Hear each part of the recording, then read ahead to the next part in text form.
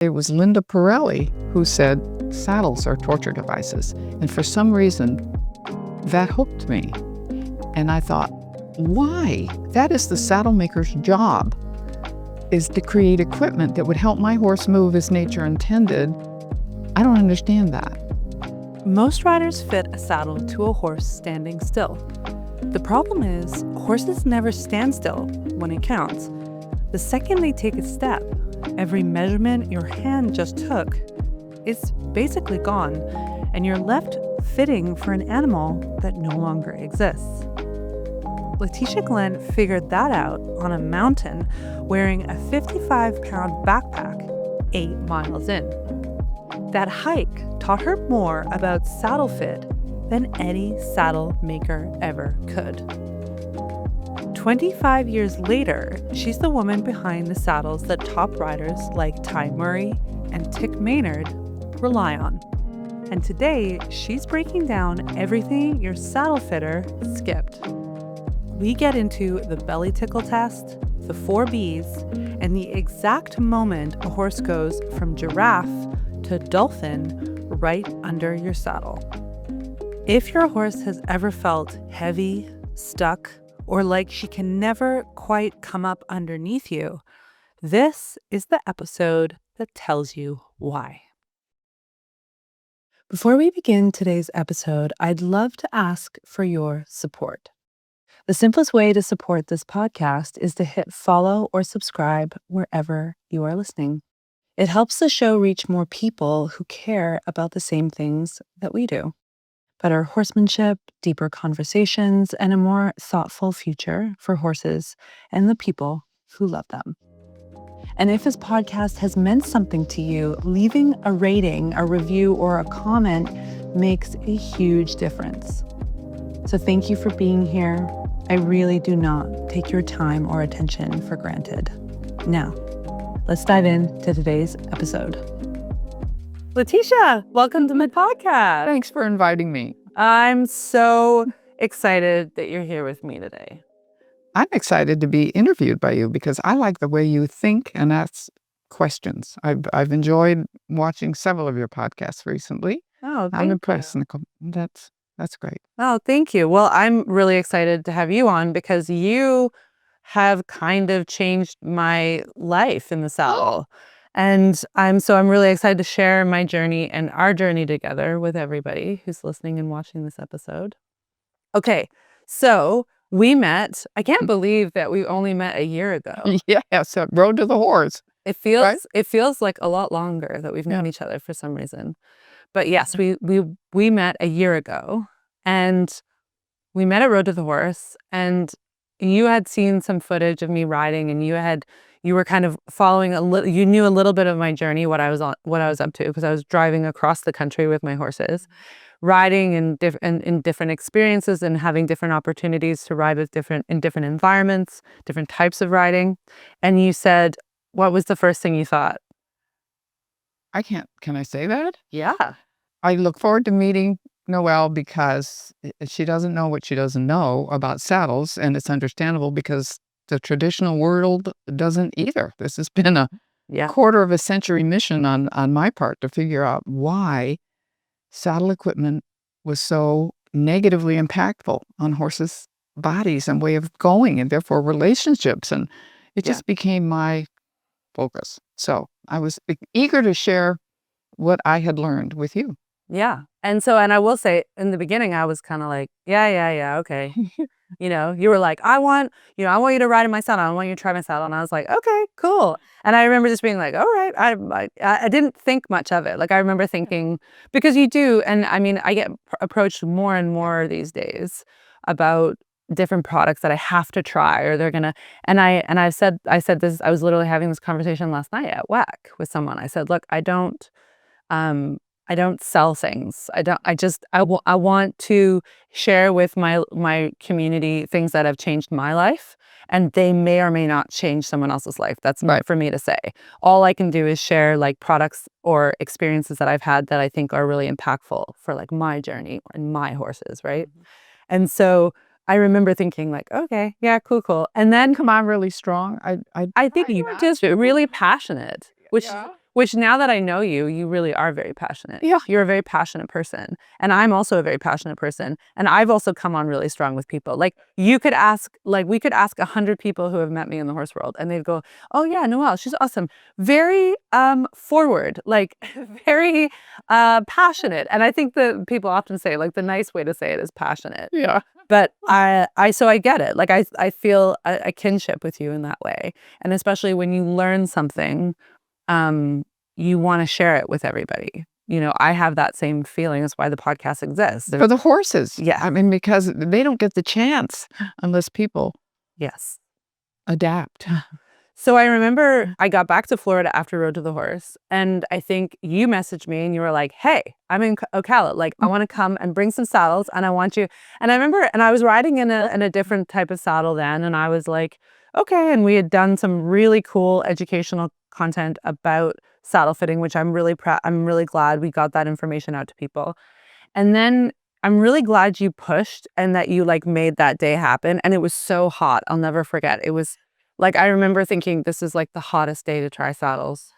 And before you came over, I knew that you'd worked with a lot of people that I deeply respect. Like you work with Ty Murray, you've worked with Jonathan Fields, you work with Tick Maynard. Like Tick bought our saddle and was at Road to the Horse with it. And so that's why I was there. I wanted to see what happened. Yeah. And there were lots of people who I'd heard really great things about, or that I knew really great things about, that really loved your saddles. And so I thought, okay, I'm now curious. Like it piqued my interest, you know what I mean? And then you came over, I rode in the saddles that I did have. And then we then went through not just the saddle fitting process, but the pad fitting process and understanding my horses in motion. And then I rode in a Carry Me, which I still have that very same saddle. And the freedom of movement that my mare lady had in her shoulder was freedom of movement that she had not had for the first half of the road trip. And any time like that I'd had her, I'd never experienced that type of freedom specifically in her scapula and in that front part of her body, which I had been really working to free up. Like, Josh Nickel, if he were here, he would say, like, when I first got that mare, we had so many conversations about her shoulders because she carried tension in her shoulders. She used her shoulders to to really create space. Like the level of tension and story that existed in her body, specifically in her shoulders, was significant. And so to then see that with you was really amazing. And that's the key to understanding about her whole body. That's what we've learned. And I've figured it out, the importance of the pad and the shins, the interface between her body and the underside of the saddle. I figured it out because I'd been a backpacker, and I remembered what it was like to put on a 55-pound pack. And if I remember saying to you, as I say often to people, if you imagine that you have a corner of a book in your backpack, just close your eyes and imagine it. What would you do? Your brain would force you to contort away from it. So if she's contorting her shoulders away from pressure, it's affecting her left shoulder is going to talk to her right hip, which is going to rotate forward. Her belly's going to drop a little bit. Her head's going to come up and back and shorten and probably bulge on the underside because she's going to be on her underside. She's not going to be the dolphin that you want over her top line. And no matter how much you try to manage the reins and get her to collect and get under herself, she can't get under herself if she's inverted, even a little bit. Anyway, so it's not just the shoulder. That's something I hope people can come to understand. It's the whole moving body. It's the biomechanics of everything that's affected by that shoulder. So we're going to dive into not only saddle design and tree design, but we're also going to talk about the shim pad concept that I actually like. And again, I'm not here to sell your saddles or your pads, but I'm here. Go ahead. But I'm here to talk about how I personally just would never, ever now put a saddle on. Like I travel everywhere with your pad system. I would never, ever consider not having them as the interface between my horse's back and a saddle. Great. Then So we will thank you. yeah, and G and Ginger and all my horses, that now, like, I just would never think twice about not having this pad system. Oh, that's so cool to hear. Yeah. We talk about there are 4 components to riding success, and everybody thinks about the horse being healthy, mentally, emotionally, physically balanced, and connected to the rider, and the rider, mentally, emotionally, physically balanced, independent seat, connected to the horse and the saddle. It's an important tool, but people really don't realize how impactful it is and that it needs to be bigger than the standing horse. We can get into that. But they don't talk about the 4th component, and that's that interface. And without that, I'm thrilled that you've realized it. And you can try it with and without, with or without, and she'll tell you every time, please ride with it. Yeah, and that's the truth, is I think that's why you're here, is that lady was so definitive in her behavior as she is, right? Like, everyone who listens, devoutly to this podcast knows a lot about Lady, and she is an extremely expressive mare. And that's what I love about her. She's actually taught me more than any human about horses and horsemanship, because of how opinionated and expressive she is. What I also believe to be true is that we don't know what we don't know, like you said, right? She doesn't know what she doesn't know about saddles. None of us do. Yeah. And I think now, having watched more horses, when we were in that field at Ticks, we were talking about how to identify when a horse is, got the book in the backpack and is not able to fill the space within the tree of the saddle. They don't feel that there's space enough for their body in motion, right? I've seen it more and more now because I know what to look for.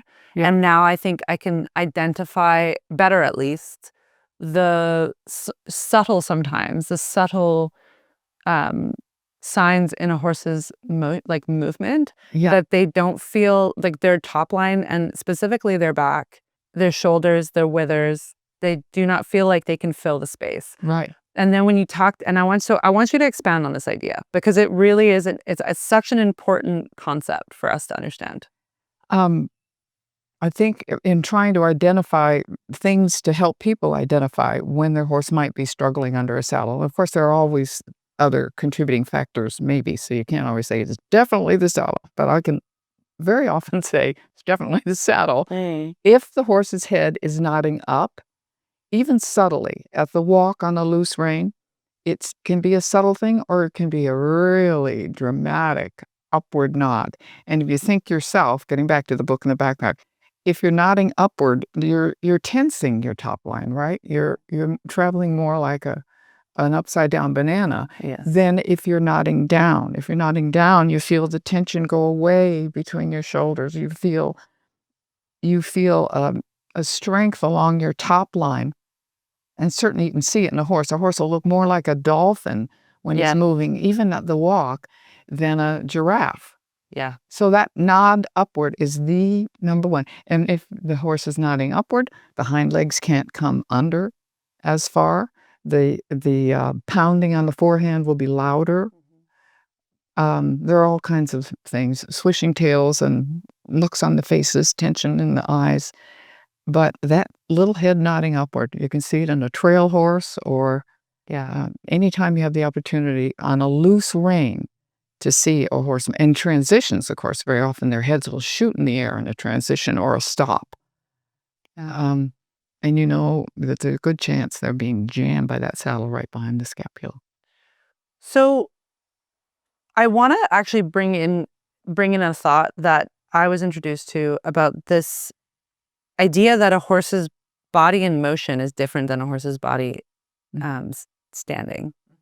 And that when we fit saddles, we often fit saddles when the horse is standing there, right? Can you explain to everybody how can you understand how the saddle fits a horse's body when you can't have your hands under while the horse is moving? Yeah. Like, it's such a, to me, this is a mystery I really want to solve today. I guess it was hard to identify it specifically, except in the observation of the horse while traveling. So if you think about when the horse is standing there, you've got a slope of a shoulder, and very often a saddle maker would say you must mirror the angle of the slope of the shoulder with the shape of the tree. And now that I know what I know, I always think the horse is thinking, well, if you do that, what's going to happen when I take my first step and I'm a totally different set of shapes? I want to take a quick pause to invite you into my brand new Substack. Each week, I publish essays on the horse world, from equine industry insights, horse culture, equine economics, even the more mystical, spiritual, and relational side of life with horses. It's where I write more candidly about what I'm seeing, questioning, learning, and working through with my own horses. A lot of these essays are inspired by the wisdom of my podcast guests, my NF Plus instructors, and the incredible horses who keep asking me to look deeper. There are free and paid pieces, and subscribing is a beautiful way for you to support my work in the horse world. You can find my Substack at noellefloyd.substack.com or through the link in the show notes. Now, let's get back to the episode. What's going to happen when I take my first step and I'm a totally different set of shapes? So you can simulate what is going to happen by lifting a front leg of a horse. You identify where the back edge of the scapular bone is. Where's my scapula I brought? Yeah. Hey. Okay. If every rider, we call it the 4 Bs. We're trying to reduce things to simple principles for people to really understand what we've learned that is quite simple. Yes. Now that we figured it out. If you know where is the back edge of your horse's scapula bone, that's the first of 4 Bs, and then you lift the front leg, the scapula bone is going to swing back. And when that happens, there's a bulge of muscle that happens. And you identify where is the back of that bulge. So you've got the bone and you have the bulge. And then if you put the lifting power of a tapered foam shim behind that bulge, there's an opportunity to bulge. Without at least this much lifting power, that muscle can't bulge. If it can't bulge, it's squashed like the book in the backpack. Yes, yeah. So everything else doesn't happen. Another thing that we notice quite definitively, if you tickle your horse's belly with all 8 of your fingernails, kind of politely but aggressively, maybe even push up a little bit in the sternum region or just behind the sternum where the bugs bite them, you know? Yeah. If you do that, the horse is going to be stimulated to contract the abdominal muscles and push that back up. And if you look at the top line, it's going to be amazing where there was a gentle curve from the wither down into the back and back to the croup, suddenly will become just about a straight line. Even in a horse that has quite a swale, he probably still has the ability to contract and push up. And if you were viewing from above, he would be wider. Yes. So there's your different shapes. You've got the bulging shoulder, you've got the uplifted and expanded back, which is now flat, not curved. You don't want rock in your tree bars sitting into that swale thinking that fits the horse so nicely. It doesn't. It will hold him down. And from the moment... And we as riders, if we don't understand what's happening, we're going to get frustrated that our horse's top line can't engage, that they're not able to come up and underneath themselves. Right. But and gradually that hole. But if the saddle is restricting them, it's not our ability, it's not the horse's ability, it's the interface between what's being asked and what's possible. Right. And the horse is absolutely not able to use his body as nature intended, because what a horse naturally wants to do when saddled with the saddle alone, let alone you getting into the saddle, is to power up and be ready to carry. That requires that uplift. It happens automatically. That requires the neck arching out. The whole top line becomes a suspension bridge. Yeah, all the way to the pole. And that's what feels good when you're trying to carry something. Like when I was carrying my backpack for 55 pounds, 8 miles up in the Rocky Mountains, I had to be able to spread my scapula and push into it. And just thinking about that helped me understand what the horse must feel. I never thought about that actually, because I've done quite a lot of hiking, a lot of big mountain hiking, like big, and I, it's funny, I never thought of that analogy, but it's actually a wonderful reference and visual for us. Okay, so when we're carrying a large backpack on our back, and you're in the mountains, so you're engaging you're essentially engaging what would be the top line of your body. By sucking in. By engaging your core, Yeah. your belly button goes towards your spine. Yeah. That's the most correct way to carry a heavy backpack. Yes. In the mountains, right? Is you actually have to like lean forward. You have to create your own dolphin shape in your body. And if you can't, if you have to shallow your back, and because let's say there isn't space in the backpack, because there is, if anyone who's listening or watching this episode has spent any time in the mountains, like it will completely determine your experience. If you have ill-fitting equipment, like if you don't have the right hike boots, you don't have the right backpack, or a stone in your shoe. Yeah, like it really does. It really, like, you can be in the most beautiful part of the world and you want to die. It's the most awful feeling ever.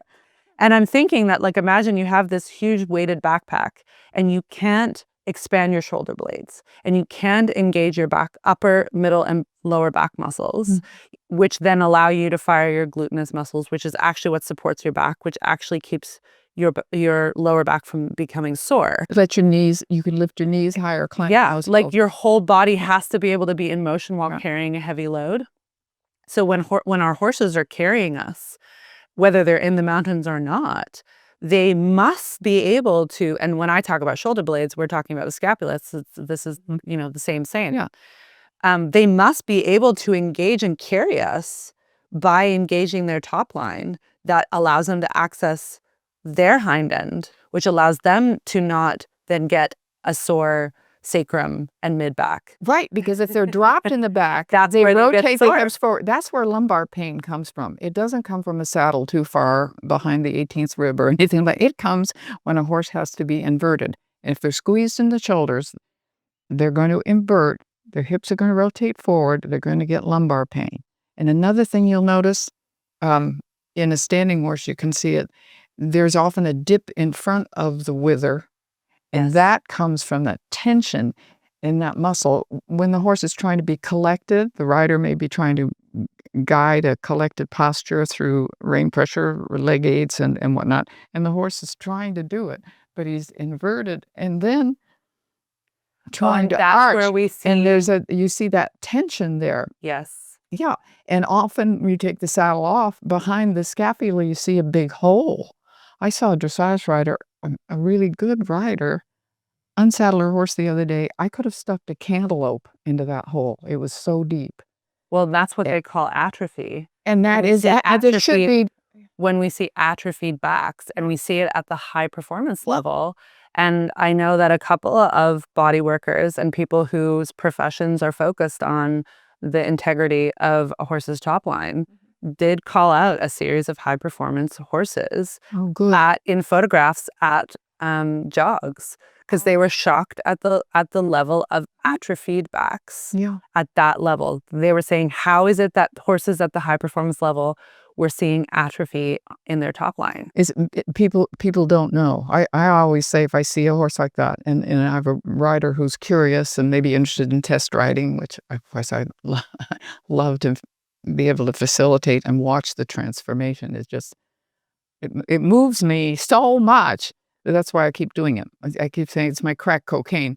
But anyway, when I see that hole there, I say, you really want this to be beef steak, not beef jerky here. Because it's rawhide down to the bone rather than nice, plump, healthy muscle. And you just imagine what that does to the biomechanics of the whole animal. So I also want to bring up something. I want to identify something that I think is so important, the correlation we just talked about, where if you have an ill-fitted saddle and the horse isn't capable of filling out the space in the interface between their body and yours, specifically on their back and in and around their wither, and we're asking them to become collected in the walk, trot, or canter, then what happens is we see all the stress in the neck. And in skinny and flat on top, and often and under, what we see, and that's when you start talking to specialists who do a lot of spinal work, and like Dr. Marilyn Mailer will talk, she'll talk a lot about spinal integrity, and you'll see stress in the C1, C2, C3, because they're having to do all of the flexion in the start in the beginning of their spine, not throughout their entire spine, which is really what we want. That's the integrity of the collection, is that the collection and the engagement takes place across the entire spine. But if the saddle is keeping them from doing that because there isn't space for them to expand and engage their top line, then all of the flexion has to happen in the beginning of in the early stages of their spine. And that's where we see, and then people are talking all about why there's so much arthritis in C1, C2, and why are we and kissing spines, right? Well, and that's when I'm just hoping before I croak that that judges might consider having a steward at the end of the arena who tries to put their hand in along the horse's body between the saddle and up around the bars. And if they can't get their hand in there, back as far as the stirrup bar, actually, if they can't get their hand in there comfortably, they're going to know the muscles are going to be squashed, and that kind of biomechanical problem and really horse cruelty is going to happen for the sake of form. The steward will say, "You're welcome to the arena after you go back to your tech room and fix that. All it would take is a little tapered foam shim to make a huge difference. Tuck it at the scapula backswing point, lift that pressure off the shoulder. Your horse will give you a whole new gear, and you'll score higher." So this is so interesting because I now just put this together. When we see horses that are not able to access their cervical, thoracic, and lumbar spine because of ill-fitting equipment, then when they're being asked to collect their gait, either at the walk, trot, or canter, or maybe even in a complex movement, if they can't collect and engage their thoracic spine, then they're gonna have to. Then I think that's why we see so much tension and stress on the cervical spine, because then that's what we see when great horsemen and horsewomen talk about all the collection is only happening in the neck, specifically in that C1, C2 area where we see a lot more injections happening within horses now.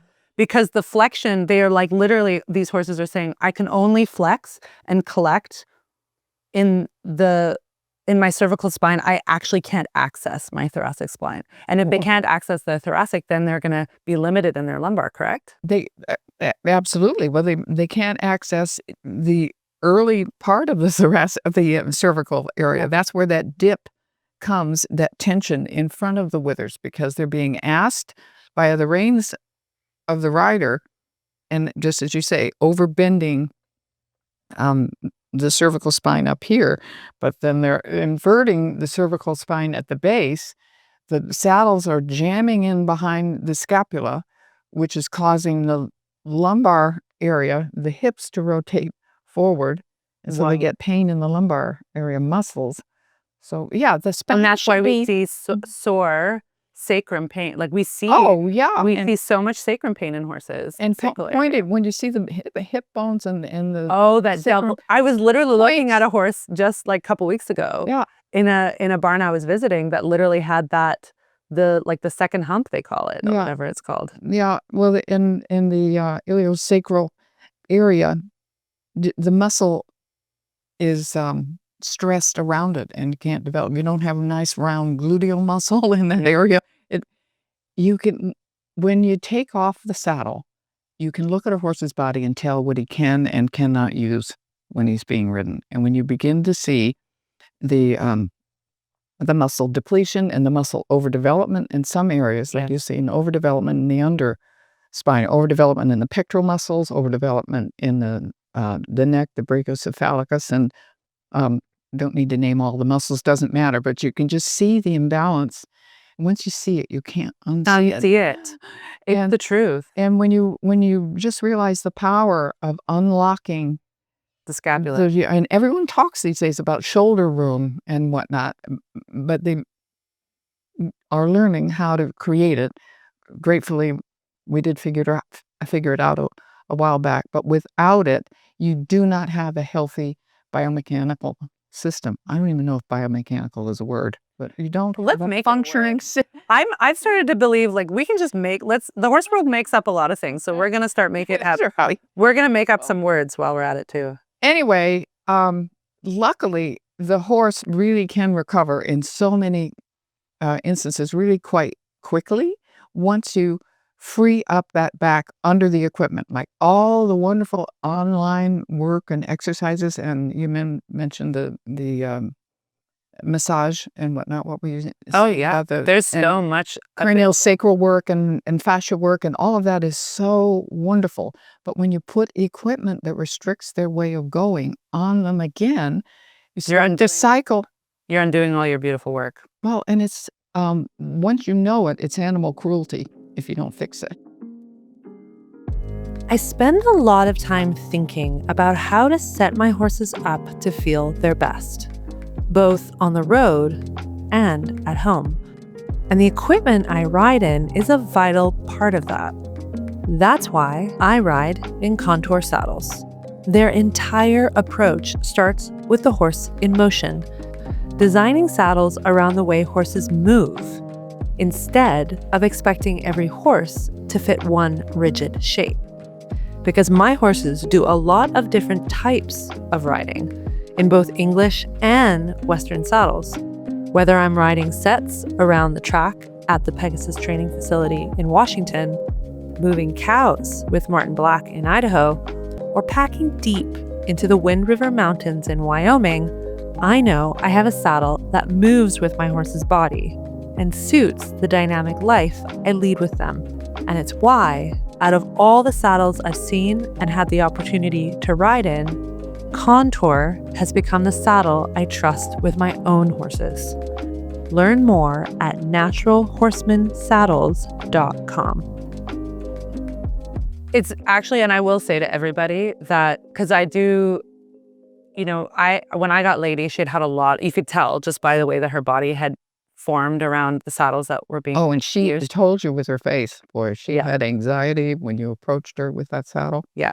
And I have a scar on my stomach because she was very cinchy when I got her, and she had a lot of rib tightness and a lot of scar tissue that I had to work on. And the only way, actually, we literally had Rachel Meyer on the podcast talking about the importance of fascia. And I can attest that when we have porous-fitting saddles and we have it affects all the fascia around the ribs. I had to do a lot of rehabilitation of all the fascia tissue. And I have a scar on my stomach from her lashing back and grabbing at me while I was cinching up a saddle. And to be fair, it was my fault because I did it. Thank you, lady. Yeah, she was telling me like, this hurts, this hurts, this hurts, this hurts. And I think a lot of the aggressive behavior that we see in horses, they're trying so hard to tell us, hey, I'm hurting. I'm trying in all the ways that I possibly can tell you that I'm in pain. And I really need you to address the pain before you ask me to do anything else. Exactly. And more often than not, though, horses don't express themselves that way, do they? They shut down. The learned helplessness look on their face. Yeah. They just shut down. And it's up to us. We have to advocate for them. We have to. What is it? Ty Murray, I love it. He says, I'm going to be the horse's lawyer for the rest of my life. Oh, that's a great line. I love that. Yeah. Okay, let's talk about the origin story of all of this. Like how, I would love to hear about how you became like on this path in your life. And what did you see that made you say, I have to commit my whole life or the rest of my life to getting this out there in the world? Well, the genesis of this was I read Walter Farley's The Black Stallion in the 3rd grade, and I hungered for a horse from deep in my heart all my life. And I was 47 years old before I finally looked at my husband and said, if I don't have a horse before I die, I'm going to die. So a dear friend who gave me a 2-year-old Pasofino stallion, and there's a whole lot of stories about that, but that was my first horse. And I had a very expensive custom-made saddle for him because I had access to top saddle makers, and that's another series of stories. But went to a great effort to have this saddle made, as so many of us do, trying to do the right thing for our horsey. And then I became aware when he was walking around in that saddle, he didn't look like he did in the pasture. He was obviously stilted. And I can say it was Linda Pirelli who said, saddles are torture devices. And for some reason, that hooked me. And I thought, why? That is the saddle maker's job, is to create equipment that would help my horse move as nature intended. I don't understand that. So Like, how is that okay? how is that okay?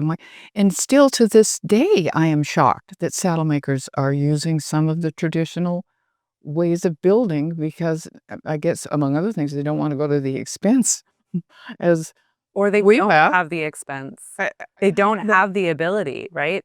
Yeah, I just can't believe that some of our top makers can't get into this concept of the moving horse's body is a totally different set of shapes than the standing horse's body. Anyway, at first, we thought, well, we just need to go out and look for saddle makers' work that will enable the horse to move. And saddle makers had their opinions about that, and we couldn't find anything on the market. And so working with saddle makers, over the course of 3.5 years and 8 prototypes, and again, I credit Linda Pirelli for really having the awareness about horses' movement. She educated me at first because I just was seeing something that was that didn't have a form or substance in my mind. I didn't feel confident being a fairly new horse person. Well, I became confident fairly quickly, enough to say to the saddle makers who said, "Let me show you how I do it." I just started watching the horses. And they would tell you, if you knew what you were looking at, everything from the softness in the eye that would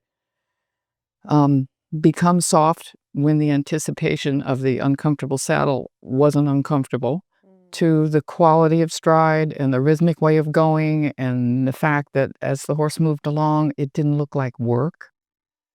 It looked like movement.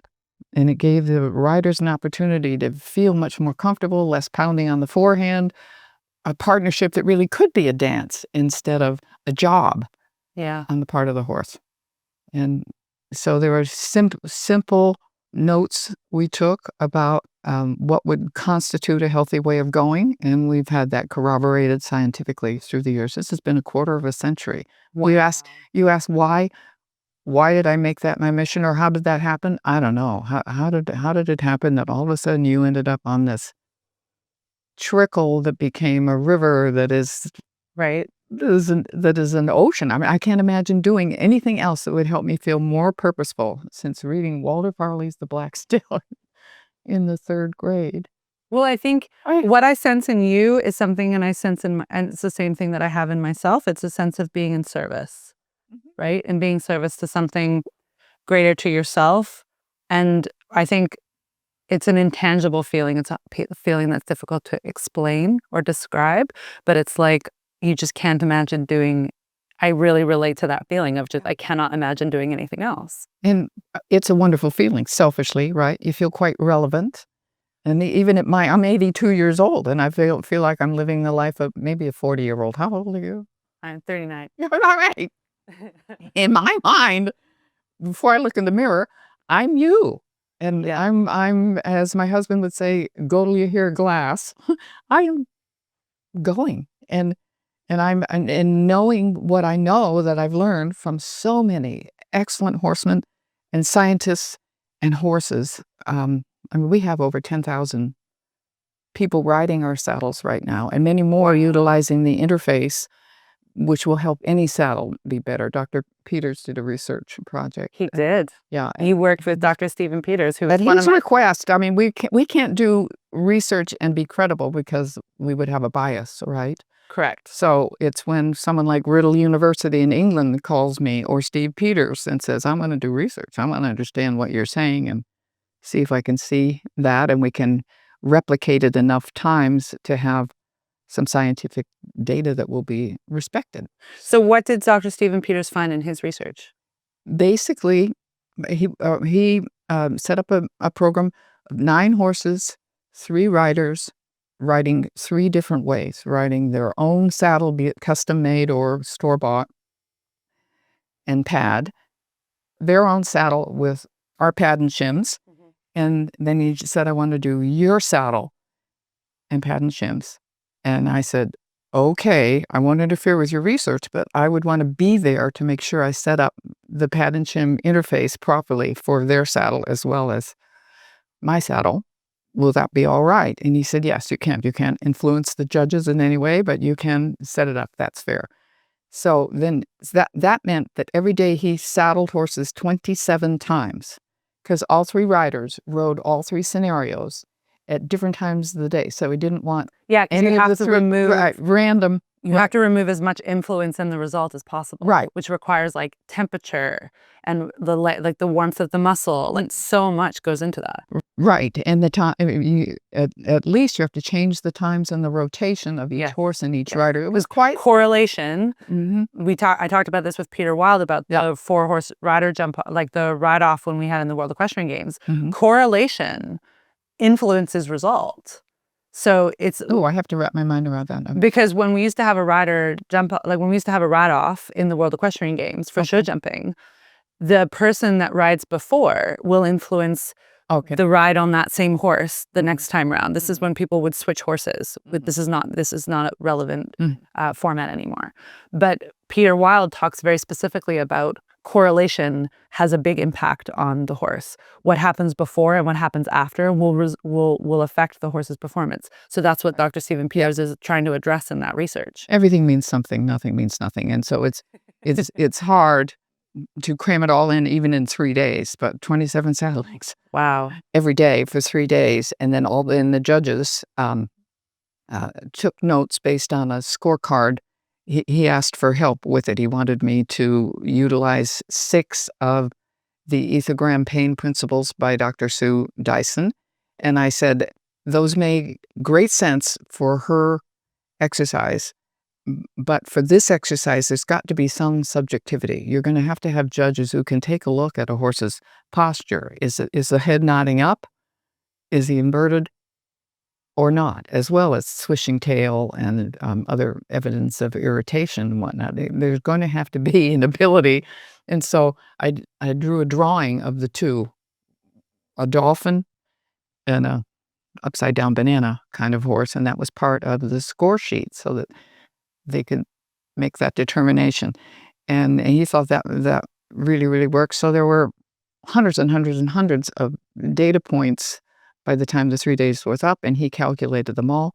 And basically it boiled down to, with our interface system, their saddles were 50% better. These are the relative numbers. With our saddle and pad, they were 100% better. And then there was the baseline of the negative marks from their saddle and pad. Wow. So that's correlative. You can talk with him about it, and he would share that research sheet if anybody wanted to do it, because I'm really would be excited for other people to do research along these lines and give us feedback, because I know what the horses are saying, and we want more people to realize it, so that, again, before I croak, more horses will have the chance to be more comfortable in to be more comfortable. Let's talk about your pads, because the concept really blew my brain. And like I mentioned earlier, like I really just cannot imagine riding my horses without the pad system, the shim system that you work with. So let's explain to everybody. Okay. And we do have your Therm-a-Rest pad as well, which I think is great. Yeah, two pads. These have been manufactured since, over 25 years. Alan Brownlee was the brainchild of this, and he had a relationship with the Therm-a-Rest factory. And you guys are the only company in the horse world, right, that works with That's Therm-a-Rest. right. When Alan died, he asked me to take over his company, which was quite an honor. But it's like a miniature camping mattress. Yeah. It sucks in its own air. And these are in the pockets of several of our pads, Western and English. Here's what it looks like with no air. And you wouldn't want to ride with that. There would be no cushioning at all. Yes. And it sucks in so cool its own air, okay? And you wouldn't want to ride with that much air. That's too much. Air can be hard. You'd be a little bit bouncy. Yeah. So if you leave the valves open, put your saddle on your horse and close the valves before you tighten the cinch very tight, you end up with a lovely, it's so like aerodynamic cushion. And I can't tell everybody, like when I Because I've, again, done a lot of camping. If you slept on a camping pad, you know that there's like this sensation that it accommodates your, depending on how much air is in it, it accommodates your body weight. Yeah.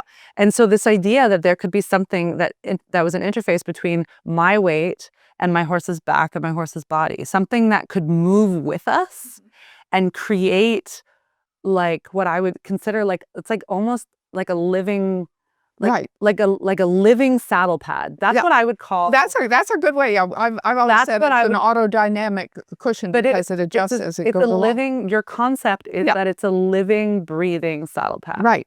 Then, not just the pad. Well, where's our other pad? Yeah. Again, with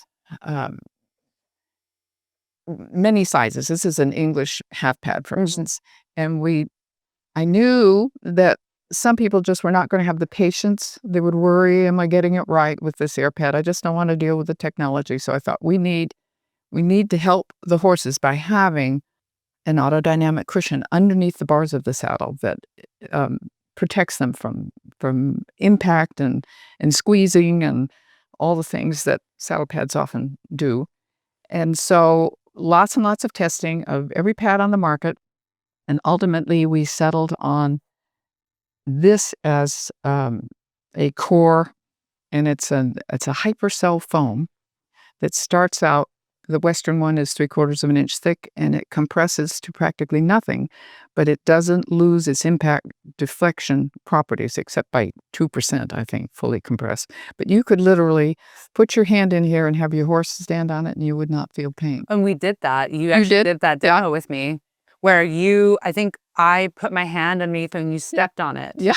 Like you stepped on my hand. You were a game girl. Usually I tell people, step on my hand. And maybe I wanted to feel it to feel it for myself. But it is it's not just Granny's memory foam. This is really important. But anyway, no matter what we did in the cores of the pad that were designed to protect the horse and also adjust to movement as they went along, we realized, and again, getting back to my backpacking principle and how can we protect room for the shoulders, I had to have a tapered shim put in just the right place, which is essentially at the backswing point of the horse's scapula, behind that bulge. You got the bone, you got the bulge, and then behind the bulge, that's our third B, we put the lifting power of at least this small tapered foam shim, and then it tapers along the horse's body so he doesn't feel it. But that little bit of lift is a magical thing. It really is. It's a magical thing, and you never want to ride without it. For instance, this is our English tree. I thought you might be curious. Made of beechwood spring technology, old school materials, but still tried and true with beautiful lateral flexion. But if you imagine the skeleton of the saddle, this is of course the shape of it is of primary importance to the body of the saddle and its effectiveness on the horse's body. So these are built for the uplifted and expanded body, but they will still fall forward on the shoulders if you don't prop them up with a shim. And you don't want to prop them up where many people do with a shim in front. You put it back here. To allow for the movement of the shoulder. So to allow for the movement of the shoulder. And with the Western, it's the same thing. So Western bars flare out over the shoulder. And a lot of people think, oh, well, that's the shoulder's already taken care of because the Western bars flare out. No, they don't. They still are going to put pressure right here behind the scapula. So if you have the tapered foam shim. Why don't you can actually use this, you can use your scapula right here to show us. Okay. So the scapula on a Western saddle, you want to feel for the back edge of the bone, and there's going to be a concho right here, and the front 1/3 of the concho is going to be right about where the back of the bone is. So where your knuckles curl over, that's how you know how to position your saddle. That would mean that you've got about a hand's breadth of space between the horse's elbow and the front of the cinch. You don't want the cinch right up in the armpit. We've got videos running on. We'll include links in the show notes for all of those videos. Okay. So then when the horse moves forward, the scapula moves back and all this muscle bulges.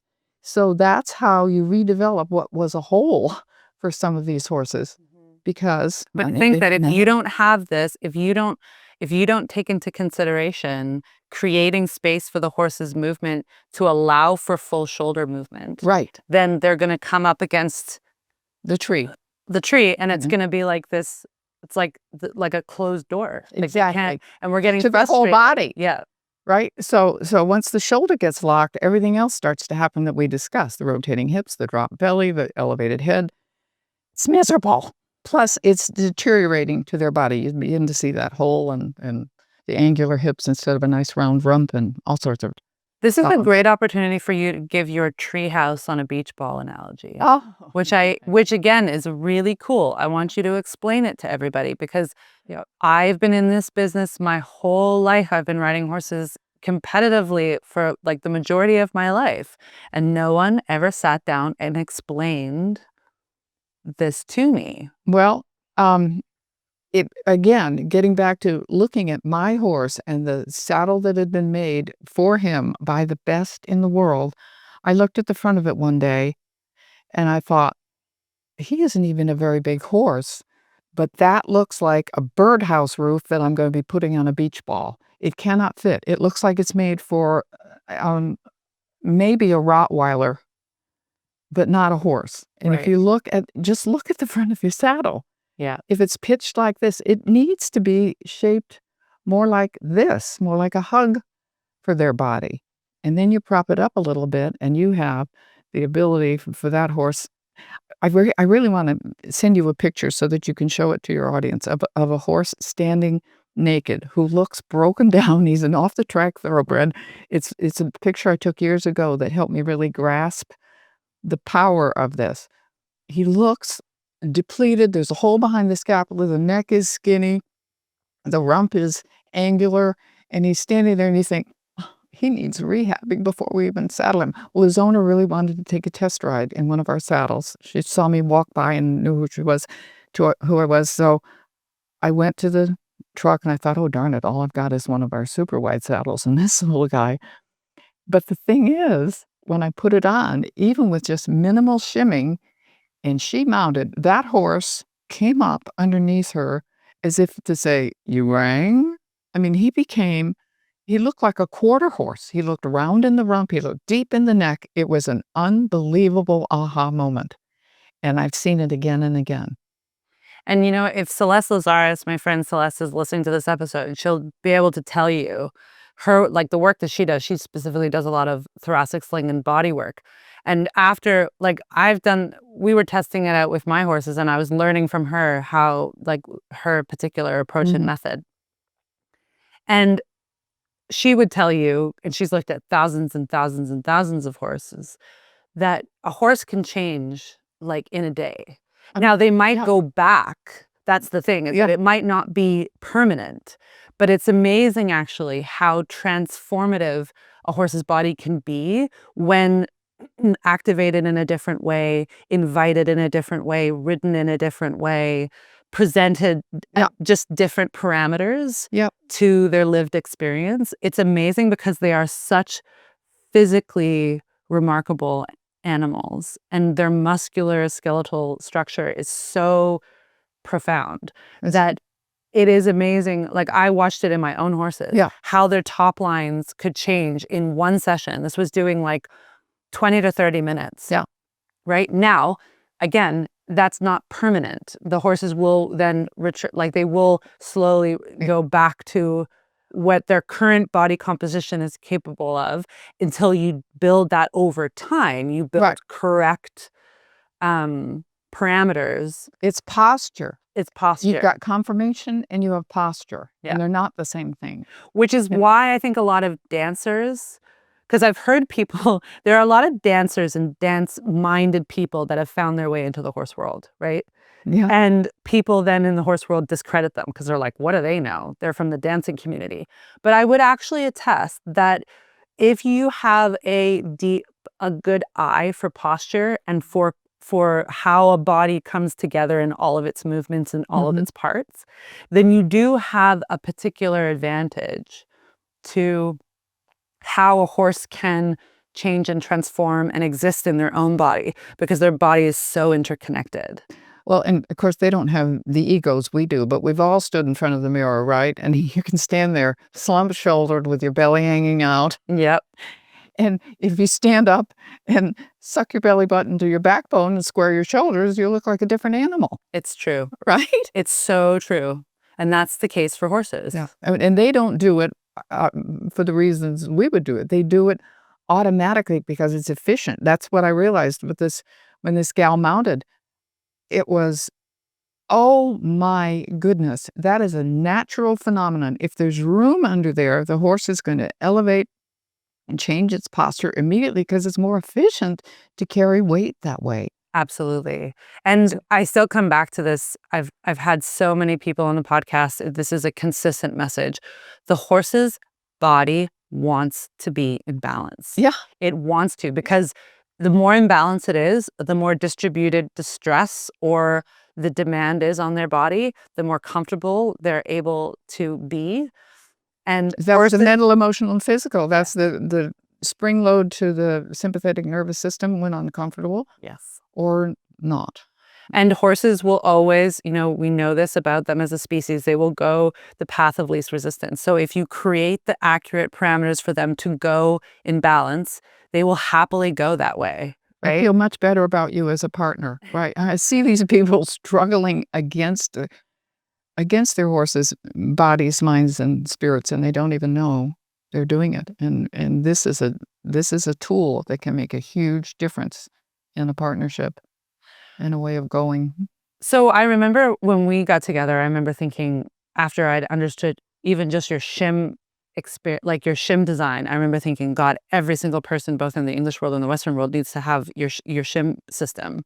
So let's include some information about how people can, what's the process to buying and understanding your shim system? Oh, I'm really glad you asked that, because I should have mentioned, we have a free saddle fit evaluation system that I designed years ago, and my team feels as passionately as I do. We love to help people understand this and feel the difference it can make.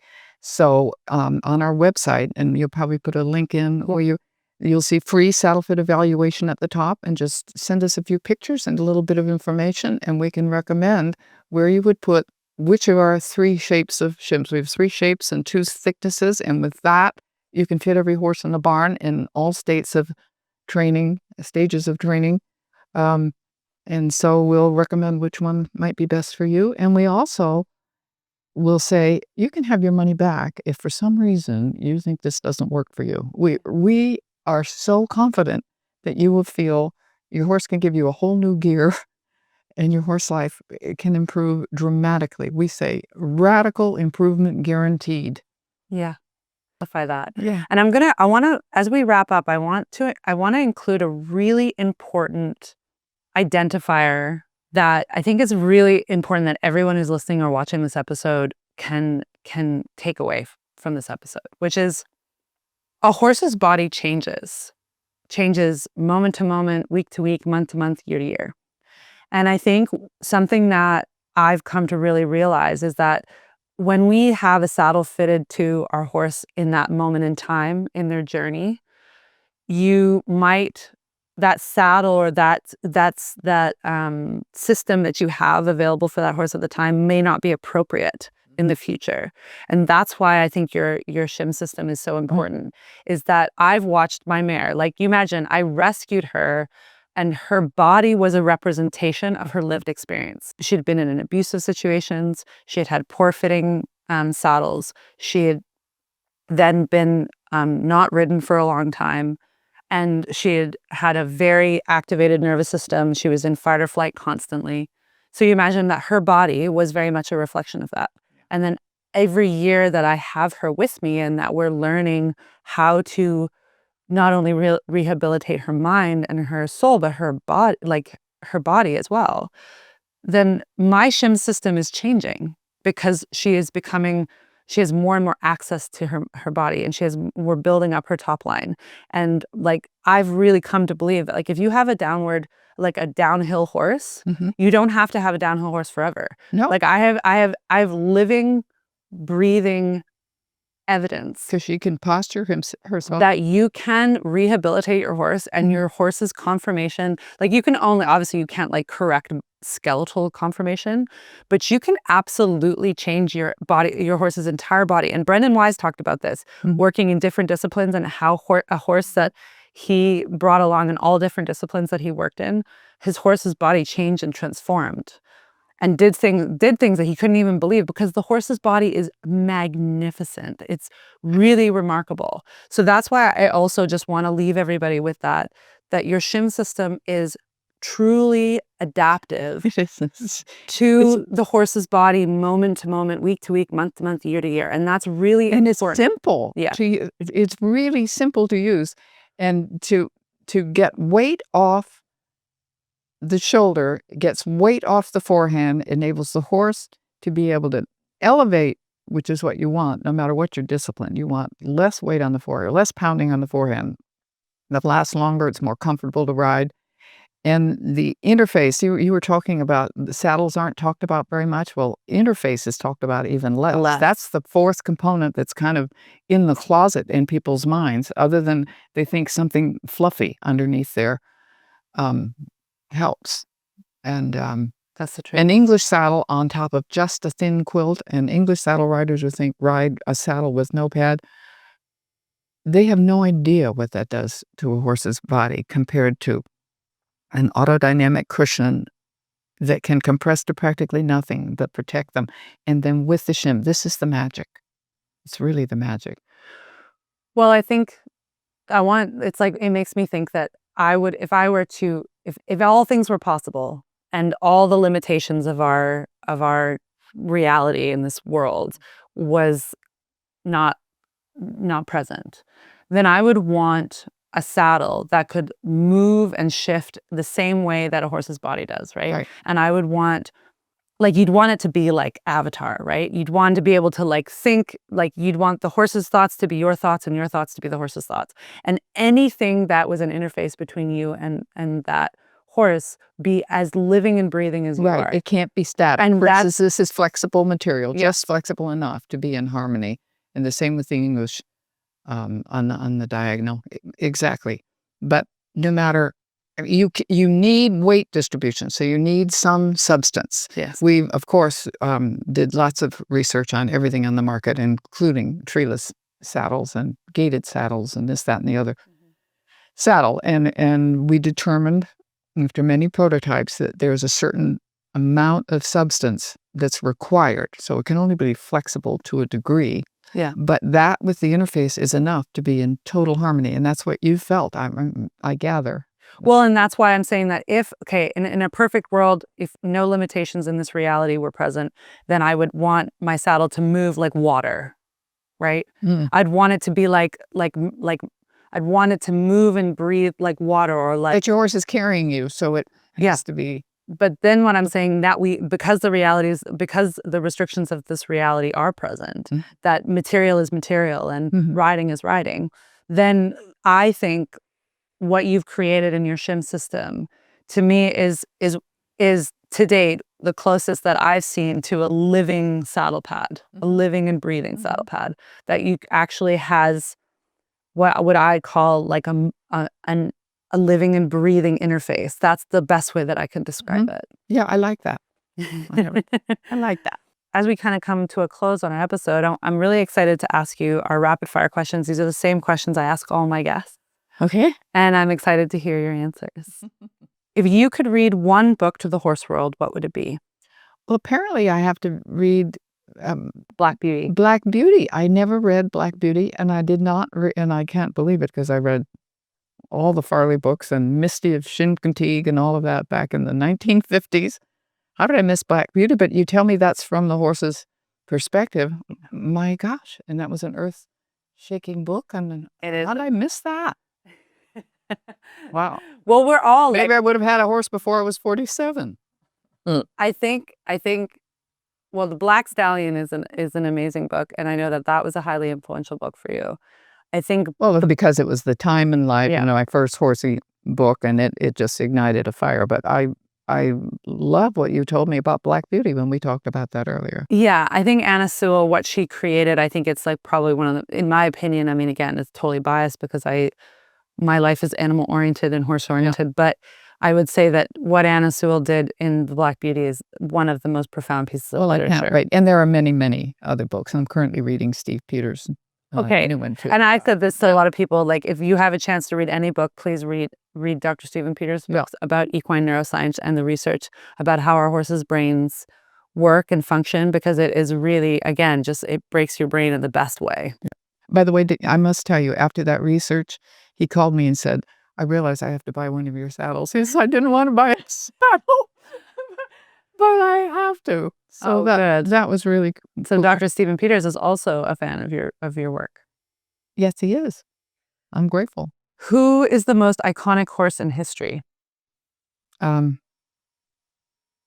first horse, for me.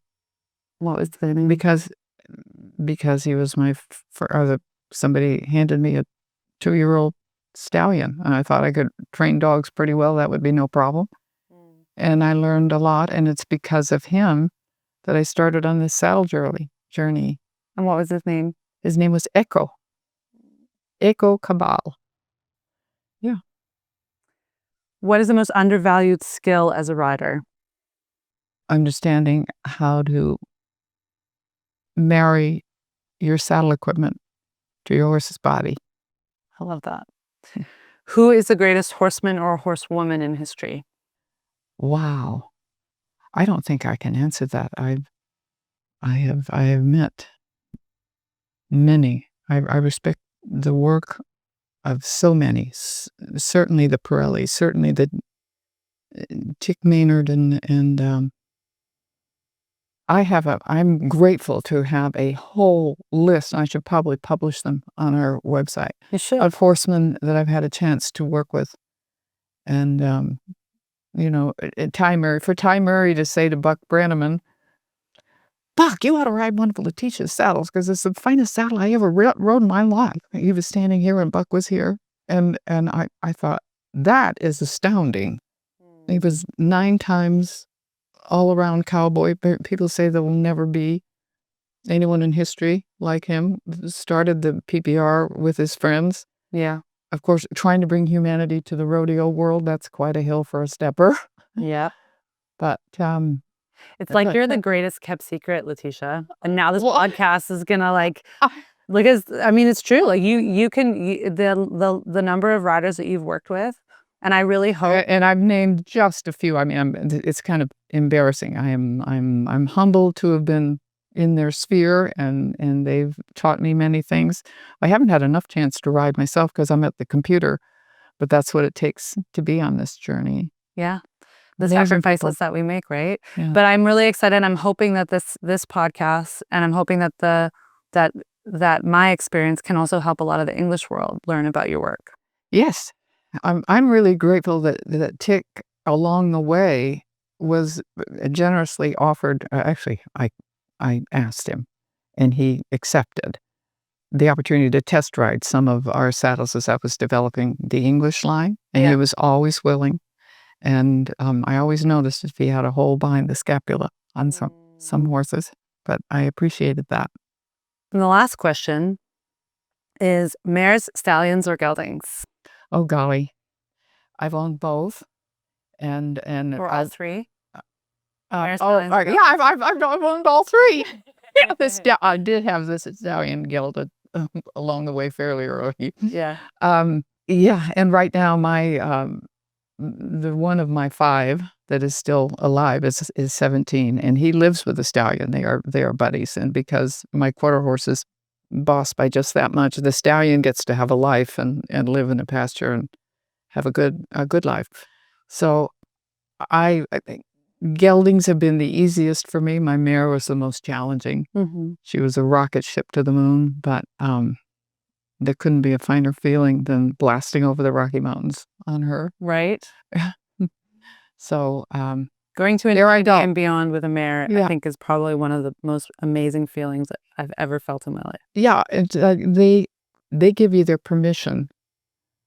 More difficult in a more more of a process. You have to earn their permission Yes. more than the gelding. And of course, the stallion has his own mind Right. occupied, and So I don't much have that power. much experience. Stallions are amazing, that they do require an extra level of experience. No. But earning the mare's approval is more of a challenge, or has been in my very limited ownership. Well, Letitia, thank you so much for coming on Thank the you. podcast. Thank you for recognizing what you recognized and acknowledging it. I really appreciate you, Noëlle. Absolutely. Thank you. If the access and insight of this podcast makes you want to go deeper and actually apply these ideas with your own horses, NF Plus is where I've brought together some of the best riders, trainers, horsemen, horsewomen, sports psychologists, and practitioners in the horse world. Inside the NF Plus app, you'll find more than 70 masterclass courses on the challenges so many of us face. Spooky horses, finding a distance, developing a better canter, developing feel, navigating fear and anxiety, or becoming a more thoughtful rider and horseperson. Our instructors include Tick Maynard, Will Coleman, Carl Cook, Peter Wild, Dr. Jenny Susser, Ann Krasinski, and so many more. I created NF Plus as a safe, thoughtful place to learn at your own pace, with teachers and riders who have a wealth of knowledge. You can explore more at noellefloydplus.com or find the link to download the app in the show notes.